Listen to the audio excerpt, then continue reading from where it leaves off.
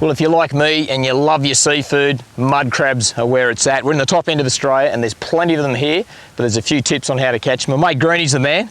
So this is a mud crab trap that we've got here, and of course you need some bait. So the barramundi's going to go in there. So where do we need to tie that, Greeny, do you reckon? On the bottom. So this is the bottom is here where we're at? Yep. And all we need to do is take it through those two strings, straight there. Get rid of that bit. Get rid of that bit and just tie them in tight there. Tie them in tight. So that's so the crabs or even a crocodile so can't pull pull it it out. out. Side. Okay, because we want that to lead in, don't we, where those funnels are. Okay. And he'll come right in there. Yep. And we'll put him in the water and give it a couple of hours and see how we go. See how we go. So we'll just hook this bit back up, eh? And close him up. So we'll thread that through. And then as far as tides go for putting the traps out, if you're going to leave them for some time, I guess it's good to find a place that you can still access on low tide so you can get in and get them. But somewhere where it floods up, those crabs will come up into the shallows, certainly at night time, and feed right in very shallow water. I know if you get a light and a torch, pretty dangerous to do in this part of the world. You're likely to get eaten by something a bit bigger, but they'll come right up in the shallows. So you need to set that trap in an area. Creek mouths are really good. Greeny, depends on what part of the world you're in. Quite often those floats are just sitting on the surface and it's got to have it's got your name and your phone number and all that sort of thing, but you guys put them in the trees. Yeah, that's because the crocs do hang around where all the muddies are, in the pots, and they like to play with these floats, and then we can't find where our pots are because they rip them to bits, so we throw them up in the trees. And a lot of people don't realise the main diet for crocodile is mud crab. I thought you were the main sort of instigator when it came to eating mud crabs, mate, but the crocs give them a bit of a hard time as well. Up as well, yeah. And I've seen these things chewed to bits and bits of foam floating down the river, and that's obviously where the crocs have got hold of them. So we've got our bait, and this is our trap. So that goes to the bottom there like so, and that's our entrance doors there. So the crab's going to come along, hopefully. Hope we catch some, mate. We're wasting our time doing all this otherwise. So he's going to come along there, push his way through, and then that flap sort of closes up. You can see that flap shuts.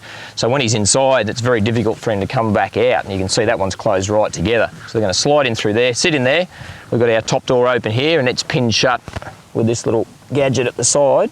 So if we do get any crabs, we can just simply open that up, extract the crabs, either rebait it, or if the bait's still pretty good, we can put it back in. All right, mate, let's go and find a spot. Let's go. You reckon just there? Yeah. Just here, Greeny? Yep. So that whole creek's coming out here, eh? Want to run out. This looks like a pretty good spot just here. So there's a bit of a tree. Creek's running out anywhere along this creek. Hopefully, as that tide drops, the crabs will move out. So we'll get our pot in. Pot's away. Straight down there. It goes, float up in the tree. That'll sit there. That's all we're going to do.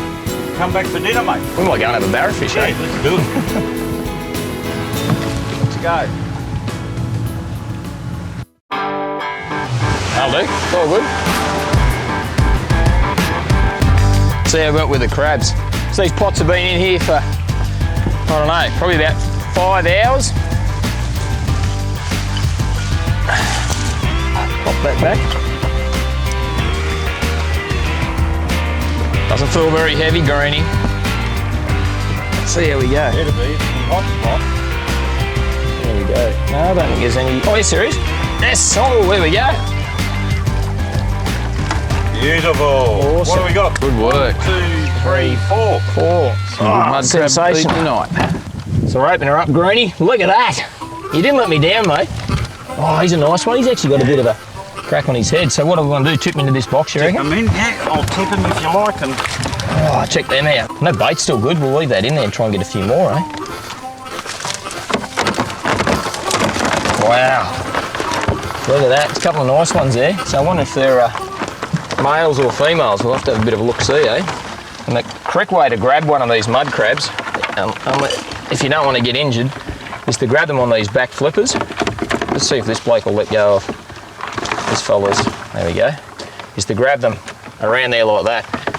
If you try and grab them by a claw each, they've got this hinge section through here, and if you're not experienced with mud crabs, you get your finger in there, that spur will go straight through your finger, so sharp inside there. So you hold them there, pretty right. If you put your fingers underneath here, underneath the bottom of the carapace there. They can get their claws in underneath and grab you. If you put your fingers on top, they can come around. That's the absolute safest place to grab a mud crab. And this fella's a male, so that's good. Females have got a much bigger section through here where they carry their eggs, so that's a male, and that's what we're looking for, big male mud crab like that. So some of the things to think about, obviously there's regulations. Check your state regulations if you're going to go crabbing, depending where you are, for numbers, sizes, whether you can take females, males, all that sort of thing. Try and take, I think males are always a way to go, and let those breeding crabs go. So check that out. Make sure it's a safe area where you're going to put them. Make sure you label your pots. There's also regulations with how many pots you can put in the water. But I've got to tell you, as far as eating goes, the old mud crab, it just doesn't get much sweeter. Well, really any type of fish frame will work really well as bait for these blokes. And as we said, it's just a matter of putting a pot in a likely sort of an area where you think the crabs are going to be hanging around, and there's the result. Easy as. Looking forward to getting back, hooking them up. There is a special method of tying these up as well, where you can get a piece of length of string and then wrap them around and then tie them up, and that'll secure them and stop them from getting involved and belting each other up. And you can see this bloke here, he's a bit probably tender through there. He's a bit of a fight with one of those old big males in there. It's grabbed hold of him and crushed the shell, and if you don't want that to happen, then tying them up with that string is the best way to stop that. Well, there you go. Easy way to catch a few muddies.